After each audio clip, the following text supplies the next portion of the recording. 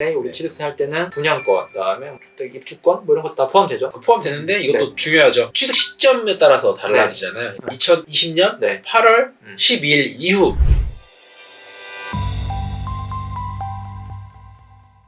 안녕하세요. 세금폭탄 처리반 장민희 세무사입니다. 네, 안녕하세요. 이영원 세무사입니다. 세무사 되게 오랜만이죠? 진짜 오랜만이에요. 그렇죠? 1월달에 저희 세무사들이 네, 부가세 신고도 있고 연말정산도 하고 그렇죠. 일들이 많아가지고 그쪽 이 상반기에 세무사 일들이 많이 몰려있기 때문에 뭐 저희뿐만 아니라 다른 세무사님들도 지금 다 허덕허덕거리고 있더라고요. 네, 상담 요청 주시는 분들은 어떻게 좀 상담하고는 있었는데 그것도 사실 많이 좀 딜레이도 됐죠. 네, 시간이 없어가지고 네. 많이 도움을 못 드렸는데 네, 이제 3월부터는 조금 더 힘을 내가지고 시간을 좀 많이 내서 상담도 그렇고 영상도 좀 자주 올리도록 하겠습니다. 오랜만에 좀 영상을 올리다 보니까 네. 저희가 좀 많이들 궁금해하시고 정말 중요한 얘기를 좀 한번 해볼까 해요. 그렇죠. 이게 아무래도 뭐 상담에 거의 뭐 6할 7할은 이제 부동산 상담인데 그 중에서 이제 주택 상담이 많잖아요. 네. 근데 그것도 상담을 하다 보면 제일 기본이자 중요한 게 이제 그 주택 수 가지고 많이들 헷갈려 그렇죠. 하시고 네. 어떻게 해야 되냐. 네. 또 주택 수를 하나 주시려고 뭐 팔거나 증여하거나 다 이러고 있으시니까 네. 그래서 이번 기회에 주택 수의 좀 뼈대를 좀 말씀드려보자 네. 라는 차원에서 근데 이게 되게 어려운 게 네. 세목별로 뭐 취득세, 양도세, 네. 뭐 주택 임대소득세, 네. 보유세 뭐 다 네. 다르잖아. 네, 그 세목마다 네. 주택수 판단하는 기준이 너무 달라서 그러니까 약간 비슷하듯 약간씩 다르니까 네. 이게 아무리 이제 세무 전문가분들이라고 하더라도 순간적으로 헷갈릴 때도 있고. 네, 저희도 네. 상담하면서 네. 헷갈리는 경우에 저도 찾아보고 네. 해야 되는 경우도 가끔 있거든요. 맞아요. 이게 까딱 잘못하면은 이게 세금 차이가 너무 많이 나버리고 네. 법을 왜 이렇게 만들었는지는 잘 모르겠지만 앞으로 좀 뭐 법을 개정을 할 때 국회의원님들께서 조금 네. 이런 부분들을 네. 고려하셔가지고 좀 네. 개정을 해줬으면 좋겠다는 생각을 좀 그러니까 해보게 됩니다. 이게 안 그래도 지금 최근 세법들이 논리가 없이 이렇게 덕지덕지 있는 부분들이 있는데 이런 부분도 사실 좀 논리적으로 통일적으로 가져갔으면 하는 바람이 있습니다. 서론이 길었는데요. 이제 하나하나 네. 설명을 드려보도록 하죠. 네, 취득세 먼저 말씀 그렇죠. 좀 네, 드려볼까요? 주택을 취득, 보유, 양도 네. 이 순서대로 그렇죠. 설명을 하는 게 좋을 네. 것 같아요. 취득세 할 때도 이제 주택수가 이제 필요한데 일반적으로는 본인이 가지고 있는 모든 주택수가 포함이 되겠죠. 그리고 주택수를 계산할 때는 네. 세대라는 개념이 들어와서 세대별로 주택수를 계산을 하잖아요. 그렇죠. 이게 사실은 뭐 인별 과세가 원칙이긴 하지만 어떤 이런 부동산을 취득하거나 보유하거나 양도할 때는 공통적으로 다 세대라는 개념이 들어가죠. 세대라는 개념에 대해서는 저희가 또 따로 영상을 찍을 건데 네, 네, 뭐 그 얘기는 다른 영상에서 네, 네. 자세히 설명을 드리도록 하고 일단 세대별로 주택수를 판단을 한다. 그렇죠. 네. 기본적으로 세대별로 하는데 포함된 주택이 어떤 것들이 있냐라고 네. 했을 때 우리 네. 취득세 할 때는 분양권, 그다음에 주택 입주권 뭐 이런 것도 다 포함되죠. 포함되는데 이것도 중요하죠. 취득 시점에 따라서 달라지잖아요. 2020년 네. 8월 12일 이후 취득하는 분부터 분양권. 분양권이 네. 주택수에 포함이 되는 거죠. 그렇죠. 입주권은 과거에도 포함이 네, 됐었죠. 그렇죠. 네. 그랬었고 분양권이 이제 2020년 8월 12일부터 취득하는 것부터 이제 주택수에 포함이 되는 거고 당연히 이제 기존 주택은 원래 주택인 거고 네. 만약에 이런 경우가 있어요. 부부 간의 공동명의라든지 아니면 같은 세대원 간의 공동명의든지 이럴 때는 주택이 다 한 채인 거죠. 그렇죠. 그러니까 세대별로 판단을 네, 하고 네, 있기 네. 때문에 그거는 한 채로 보는데 네. 만약에 동일 세대가 아닌 경우 이영훈 세무사하고 저하고 네. 공동으로 네. 주택을 소유하고 있다. 네. 뭐 그럴 수도 있을까요? 좀 싫을 것 같은데 네. 만약 그렇게 되면 네. 사실은 저는 저대로 세무사님은 세무사대로 따로 이제 세대가 다르니까 네. 각각 이제 한 채를 가진 걸로 보죠. 네. 폭탄 처리만 한 가족 아닌가? 그쵸? 네. 그렇지만 이제 네. 다르다. 네. 최근에 또뭐 세법이 개정돼서 기존에는 이제 신탁을 한 주택 같은 경우에는 이제 수탁자 명의의 주택수에 포함이 됐는데 법이 이제 개정됐죠. 많은 분들이 이제 아쉬워하긴 하지만 이제 다 위탁자 소유로 주택수에 다 합산이 된다라는 네. 좀 참고로 알아두시면 되실 것 같고 만일에 이런 경우가 있어요. 노부모가 있으면 이제 그분들은 이제 어쨌든 공량을 해야 되는데 그럴 경우에는 따로 살면서도 가능하겠지만 동거를 하는 경우가 많잖아요. 그럴 경우에는 같이 살고 있지만 동거 복량을 위해서 같이 살고 있기 때문에 이거는 다른 세대로 가서 세대를 계산하겠죠. 취득세에서는 65세 이상의 부부로 네. 되어 있는데 네. 또 양도소득세법에서 비슷한 개념이 나오는데 양도소득세법에서는 60세죠. 60세로 되어 있죠. 그렇죠. 그래서 이거 왜 다르냐 저는 잘 모르겠지만 저도 이해가 안 되는데 네, 네, 네. 뭐 법이 이렇게 돼 있으니까 일단은 네, 네. 뭐 그 차이점이 있다는 거는 좀 알고 가셔야 될 것 네, 같고 네. 그리고 이렇게 이제 세대별로 판단을 하다 보니까 네. 예를 들어서 네. 자녀 명의로 이제 주택을 취득을 하는 경우에 네. 세대 분리를 해서 네. 이거 취득세 중과를 좀 피해가면 되지 않을까라는 생각을 당연히 하겠죠. 그렇죠. 네. 뭐 너무 기본적인 생각을 하시니까. 근데 이것도 요건이 있는 거죠. 그렇죠. 그래서 사실은 뭐 미성년자라면 100% 합쳐지는 거고 네. 그 다음에 혼자 이제 나갔더라도 결혼하지 않은 미혼의 30세 미만 자녀는 같은 세대로 보겠죠, 사실. 근데 이제 30세가 이제 안 된다고 하더라도 소득이 있으면 1인 가구 뭐 중위 40%인가요? 네. 뭐 요건이 한 70만 원 정도 됐던 것 같은데 네. 그 정도 소득이 있으면 월 기준이죠. 네, 월 소득이 있으면은 그래도 세대 분리를 하면은 독립세대로 인정해준다라고 하고 있죠. 그렇기 때문에 취득세 이제 중과를 피하시려면 네. 주택을 취득하기 전에, 그러니까 취득일은 사실 잔금일인데, 그렇죠. 네, 잔금일 전에 세대 분리를 세대 해야죠. 분리를 네. 해야 되는 거죠. 근데 너무 또 잔금일 딱 닥쳐가지고 분리를 하면 네. 너무 티가 나니까 사실 실무적으로는 계약하기 전에 네. 세대 분리를 맞아요. 주소를 이전해놓고 네. 하는 게 좋지 않을까. 그렇죠. 법상으로는 가능하지만 사실 업무라는 게 실무랑 연결되어 있으니까 주의를 하셨으면 좋겠고요. 그리고 상속받은 주택 네, 뭐 얘기도 많죠. 있죠. 네. 기본적으로는 상속받은 주택도 원래는 다 주택수에 포함되겠지만 네. 그래서 뭐 상속받은 주택, 그다음에 뭐 입주권, 그다음에 오피스텔까지 다 주택수에 어떻게 포함이 되지만 이게 만약에 5년이 안 된 주택은 뭐 취득세 산정할 때 이제 빼주죠. 왜냐면 상속받은 거는 내 의지가 있었던 게 아니잖아요. 나는 주택이 하나 있었던 것 뿐인데 상속받음으로써 주택이 한차 더 늘어서 추후에 내가 취득하는 주택에 대해서 중과를 받게 되면 네. 너무 억울하니까. 내가 원래 부동산 취득하려고 했는데 갑자기 이제 상속주택 때문에 늘었어. 이러면 세금이 늘어나잖아요. 아니 뭐 돌아가셔서 마음이 아픈데 세금까지 더 내라고 그러면 짜증나시.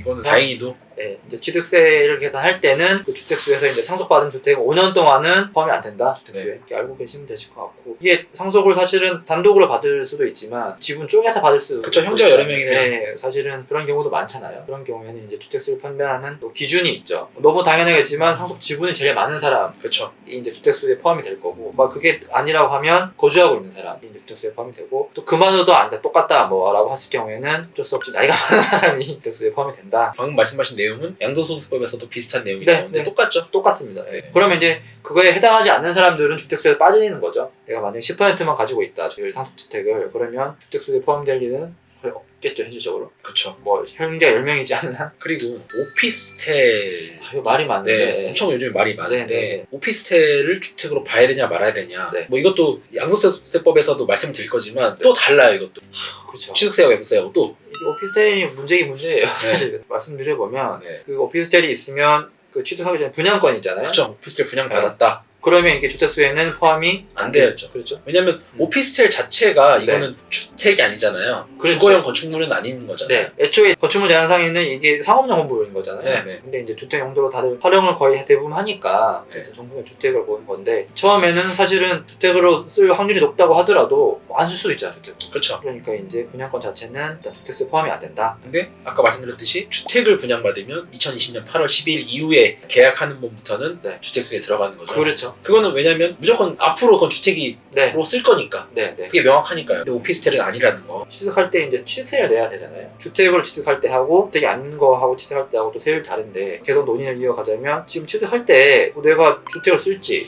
일반 상업용 건물을 쓸지 모르잖아요. 그렇기 때문에 주택 취득세율 적용되지 않고 일반 취득세율 적용된다. 네. 오피스텔은 4%죠. 네, 네, 네. 그래서 그 세율이 적용된다라고 보시면 되실 것 같고. 네. 근데 이제 오피스텔을 가지고 있어도 이거를 실제로 이제 주택을 쓴 거죠. 네. 그렇게 돼서 구청에서 제한세 고지서를 주택분으로 받았다라고 하면은 그때부터는 주택세에 포함이 된다고 보셔야죠, 무조건. 근데 네. 또 여기서도 또 예외가 있는 게 2018년 8월 11일, 네. 12일부터 개정이 됐으니까 네, 네, 네. 11일 이전에 취득한 오피스텔은 설령 재산세를 네. 주택분으로 내고 있다 하더라도 네. 주택수 산정에서는 제외를 시켜주겠다. 취득세 할 때. 네. 그러니까 작년이죠. 2020년 8월 12일 기준으로 해서 오피스텔이 주택세에 포함이 된다. 라고 네. 보시면 될 것 같아요. 뭐 다 되는 건 아니지만 일정 요건이 되면 네, 네. 포함이 된다. 또 추가적으로 말씀드릴 게, 이게 그 시가 표준액이 있잖아요. 근데 이제 이게 시가 표준액이 1억 원이 안 된다. 1억 원까지겠죠. 1억 원까지는 주택수에 포함이 안 됩니다. 아무리 이제 8월 뭐 12일 이후에 취득했다고 하더라도 시가 표준액 자체가 1억 원이 안 되시면 주택수에 포함 안 되는구나 라고 이제 알고 계시면 되실 것 같아요. 시가 표준액이라는 거는 쉽게 얘기하면 지방세를 내기 위한 기준이 되는 금액이라고 보시면 그렇죠. 돼요. 뭐 재산세라든지 뭐 이런 것들의 기본이 되는 가액인데. 근데 뭐 1억 기준이 네. 오피스텔만 적용하는 게 아니고 일반적인 주택도 마찬가지잖아요. 그렇죠, 맞아요. 그렇다 보니까 어쨌든 1억 원까지는 빠진다. 네, 뭐 일반 주택도 뭐 개별 네. 주택 가격이나 네. 공동주택 가격 1억 원 이하인 주택은 취득세 산정할 때 빠진다라고 보시면 될 것 같습니다. 그래서 이것 때문에 뭐 지방에 투자하시는 분들도 많았잖아요. 그렇죠, 실제 지방- 중과 어, 어. 안 하면서 투자를 할 수 있었기 그렇죠. 때문에. 왜냐면 지방은 아무래도 가액이 이제 낮기 때문에 네. 상대적으로 여러 채를 하더라도 네. 그 보면 현수막에 걸려 있잖아요. 주택수 포함 안 됩니다. 뭐 취득할 때. 그러니까 주위에 주의해야 될 게 1억 이하라고 하더라도 네. 재개발이나 재건축이 네.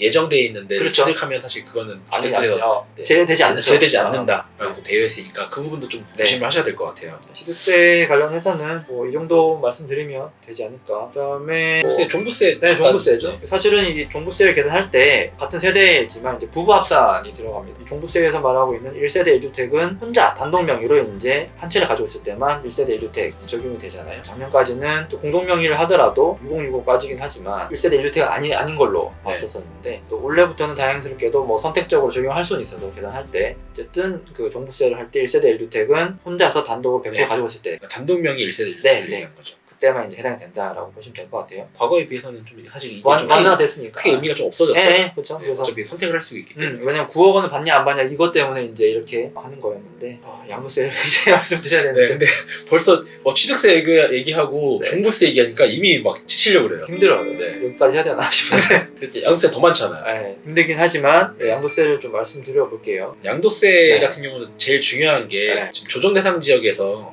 주택을 매매하는 경우에 그래서 중과 대상 주택이 되는 경우에 2주택 이상이 되는 경우에는 10% 중과 네. 3주택 이상인 경우에는 네. 20% 중과가 되는데 그러면 이 중과 주택수를 어떻게 계산할 거냐 그렇죠. 사실 이게 핵심이잖아요. 네, 양도세의 핵심은 중과주택 수죠. 게다가 이제 6월 1일 이후부터는 세율이 또 올라가니까. 그렇죠. 10, 20에서 20, 30으로 네. 그러다 보니까 굉장히 이제 세부담이 늘어나고 중요한데. 네. 그래서 설명을 드리면 네, 일단은 수도권, 광역시, 특별자치시, 세종시를 얘기하는 거죠. 그렇죠. 네. 여기에 해당되는 주택은 중과주택 대상 주택수에 포함이 무조건 돼요. 가액에 상관없이. 대신에 또 예외가 있는 게 네. 수도권, 광역시, 특별시라고 하더라도 네. 읍면 지역이나 군 지역에 있는 주택은 중과 대상 주택수에서 제외를 시켜줍니다. 근데 금액 기준이 있잖아요. 네, 근데 제외를 시켜주되 금액이 3억 원을 초과하면 공시 가격이 네. 3억 원을 초과하면 중과 대상 주택수에 포함이 되는 거죠. 그러니까 그러면 읍면 지역에 있는 3억 원까지 되는 주택들은 그 중과대상 주택수에서 빠진다. 그렇죠. 라고 보시면 되겠죠. 조합원 입주권은 뭐 저희 예전 영상에도 말씀드렸지만 당연히 포함되는 거고요. 왜냐면 조합의 입주권이라는 거는 과거에도 주택이었고 네. 이게 잠깐 부동산 권리로 바뀌었다 결국에는 주택으로 그렇죠. 변환될 네. 재산이기 때문에 이거는 계속 그냥 주택으로 보는 거예요. 형태만 변하는 뿐이지 성질은 똑같으니까 주택수에 당연히 포함이 되는 거고, 그 다음에 이제 또 분양권 말씀을 드려야 되는데 뭐 작년까지는 원래 주택수 아니었잖아요. 이제 올해 1월 1일 이제 취득권부터 뭐 매매든 증여든 받는 것부터는 주택수에 포함이 되기 때문에 꼭 이거는 조심을 하셔야 되겠죠. 또 이런 게 있어요. 만약에 겉으로는 이제 주택이 아닌데 앞만 봐도 이거 주택을 쓰고 있는 거예요. 그런 주택을 이제 실질로 이제 판단하니까 어쨌든 그런 주택들이 있을 텐데 뭐 예를 들어서 사무실인데 누가 봐도 진짜로 주거를 하고 있는 거예요. 그러면 이제 양도세 계산할 때 주택으로 봐야 되겠고. 그렇죠. 왜냐면 양도소득세법에서는 실질과세 원칙을 적용하기 네, 때문에 그렇죠. 실질이 주거 목적으로 쓰고 있으면 이건 네. 주택이고 그렇죠. 주택이라 하더라도 네. 인사동이나 저기 카페 이렇게 만들어서 네, 뭐 한옥 같은 걸 개조해서 그렇죠. 네. 주거용으로 쓰지 않고 상업용으로 그렇죠. 네, 쓰면 그거는 주택수에 아닌 제외되는 거죠. 거죠. 네. 네. 그러니까 이제 양도세는 실질과세 원칙이니까. 네. 뭐 아까 말씀드렸죠. 주거용 오피스텔은 주거용으로 쓰니까 주택수에 포함이 될 거고요. 그다음에 우리 또 뭐 열심히 공부하시는 분들이나 이런 분들 고시원에 이제 살고 계신 분도 계신데 원칙은 이제 고시원은 주택에 포함이 안 되죠. 근데 뭐 다만 주방 시설을 갖추고 욕실이 따로 있고 이런 것들은 이제 주택에 포함될 수도 있어요. 왜냐면 원룸하고 사실 똑같죠. 네. 그러니까 사실 크기는 조금 차이 있을 때 있다 쳐도 네. 형태는 다 동일하기 때문에 주택으로 쓸 수 있는 여지가 있으니까 주택으로 포함될 수도 있다. 아까 저희가 뭐 상속세 얘기 잠깐 했었는데 만일에 이제 상속세 신고 기간까지 제대로 이제 분할이 안 된 거죠. 네. 그러면 등기상으로는 법정 지분대로 쭉 넘어갈 그렇죠. 거잖아요. 민법상에 나와 있는 지분대로. 네. 그러니까 법정 지분대로 넘어갈 거기 때문에 네. 아까 말씀드렸듯이 그 순서대로 네. 어쨌든 주택수가 판단이 된다. 일반적으로는 그렇게 되면 뭐 형제끼리 네. 상속을 받으면 민법상으로 똑같은 비율이기 때문에 네, 네. 이제 지분율은 똑같은 거고 그러면 그렇죠. 지분율이 똑같으면 네. 아까 순서가 거주- 거주하는 사람 근데 아무도 거주하는 사람이 없다. 그러면 제일 첫째가 이제 네, 첫째가 덤탱이 쓰는 거죠. 뭐 상속 이야기를 잠깐 드렸는데 뭐 추가로 상속주택 좀 말씀드릴까요? 네, 말씀드리죠. 사실은 이제 상속주택을 받으면 아까 네. 취득세도 말씀드렸지만 내가 원하는 게 아니잖아요. 예상치 못했는데 주택을 받게 되는데 그래서 저희 세법에서는 양도세 계산할 때 특례 규정을 주고 있잖아요. 그렇죠. 내가 1주택을 보유하고 있었어요. 네. 그럼 난 1세대 1주택 비과세에 해당될 수 있었는데 그렇지. 나 이제 팔면은 세금이 안 나올 수도 있잖아. 네, 근데 갑자기 내가 팔려고 했는데 네. 상속을 받은 거예요, 주택을. 그러면 내 2주택이 돼서 네. 난 이거 비과세 받을 수 있었는데 네. 갑자기 사망하셔가지고 내가 어쩔 수 없이 이걸 받게 돼서 그렇지. 2주택이 돼서 양도세를 내야 된다. 억울하잖아요. 너무 억울하고 불합리한 면이 있죠. 네, 그래서 법에서는 이제 1주택인 사람이 상속주택을 받은 경우에 네. 기존 주택을 처분하는 경우에는 네. 상속주택은 주택수에서 제외를 시켜주겠다. 예. 그렇게 되어 있죠. 그렇죠. 다만 이제 세대를 달리하고 있다가 이제 받았을 경우에만 해당. 그렇죠. 왜냐면 같은 세대를 구성하고 있었으면 원래 이주택이었던 거잖아요. 그렇지, 원래 2주택인 거잖아요. 네. 그렇기 때문에 또 별도로 이제 세대를 달리하고 있다가 상속주택을 받았을 경우에만 특례가 적용이 된다 하시면 될 것 같고. 2주택 이상인 경우. 그렇죠. 예를 들어서 변호사님이 주택이 2채가 있어요. 좋겠다. 근데 상속주택 하나 더 받았어. 그럼 총 3채잖아요. 네. 이런 경우에도 상속주택인 주택수에 빠지나요? 안 빠지죠. 안 빠지죠. 이런 경우에는 만약에 3채 다 조정 대상 지역에 있었다라고 했을 경우에는 세율 자체를 3주택 세율, 중과세율로 적용이 되겠죠. 그렇죠. 만약에 내가 A, B, 이를 가지고 있고 상속주택 C를 받는 네. 경우에 A를 내가 양도를 해야겠다 그렇지. 했을 때는 네. 3주택이기 때문에 추가로 20% 네. 세율이 적용되고 주택수가 판정이 된다는 점. 네, 다만 이제 내가 A, B 말고 네. C 상속주택을 네. 더 5년 내에 양도하는 경우에는 그렇죠. 중과를 안 하겠다. 네. 그러니까 상속받은 주택을 5년 내에 팔면은 이거는 아무리 주택수가 많다 쳐도 합쳐서 그 주택 자체는 이제 중과세율이 적용이 안 된다라고 네. 알고 계시면 될 것 같아요. 아까 취득세도 약간 비슷한 네. 게 있었어. 5년을 가지고 이제 중과세율이랑 판단을 한다. 취득세는 이제 5년 동안은 이제 주택수 포함이 안 된다. 당연히 이제 중과가 적용이 되지 않으니까 뭐 장기 보유도 만약에 5년 동안 되겠죠. 하나 더 있지 않아요? 고향주택.